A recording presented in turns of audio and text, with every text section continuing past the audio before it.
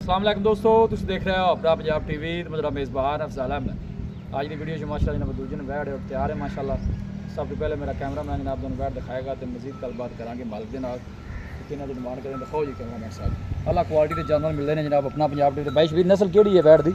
साहिवाल ते फ्रीजन। क्या बात है माशाल्लाह, बड़ा तगड़ा क्रॉस जानवर दा जी। चला फरा के जनाब दोस्तों तसली कराने। बॉडी वेट बड़ा जानवर दा, हाइट और कद तुसीं चेक करना। बाईश भी दिन किन्ने को लैंदी? दे भाई अफजाल अली एक हफ्ता लगेगी। हफ्ते राउंड बोट देन लैंदी।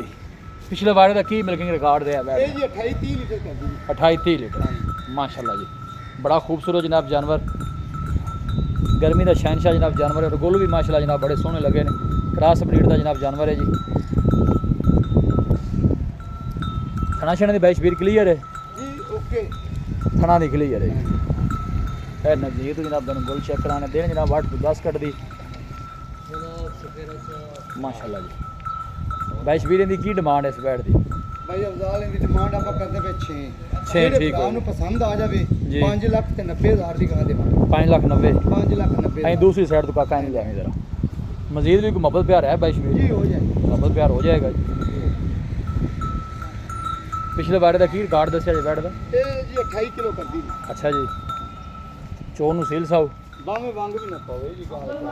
ए देखो लैग सिक्योर चेक करना जानवर का। पुठे जनाब बिल्कुल मजा वाले जानवर दे। माझे दी माझी और गां दी गां जी। ए फेस चेक कर लेना जी। ए देखो माशाल्लाह पहला बेड़ा वर्गा फेस माशाल्लाह जी। बाईश बीर रब्ता नंबर 200 जी। 0342 जी 40 94 042। एक दफ़ा फिर दस दो 0342 जी। 40 94 042। लो जी बाईश बीर का जनाब व्हाट्सअप नंबर है, लोकल नंबर है। कोई भी भाई जनाब जानवर परचेज करना चाहे जनाब बाईश बीर ने रब्ता कर सकता है। साहिवाल फ्रीजन ब्रीड का माशाल्लाह जनाब जानवर। लोकेशन जनाब तहसील दीपालपुर डिस्ट्रिक्ट कुपवाड़ा जनाब सारी लोकेशन है। वीडियो जनाब पसंद आए वीडियो को लाइक कर दोस्तों ना जनाब शेयर जरूर किया करो। मिलांगे जनाब एक अच्छी और लाजवाब वीडियो के नाल। अपने मेज़बान अफसाला मैनूं दो इजाज़त। अल्लाह निगहबान।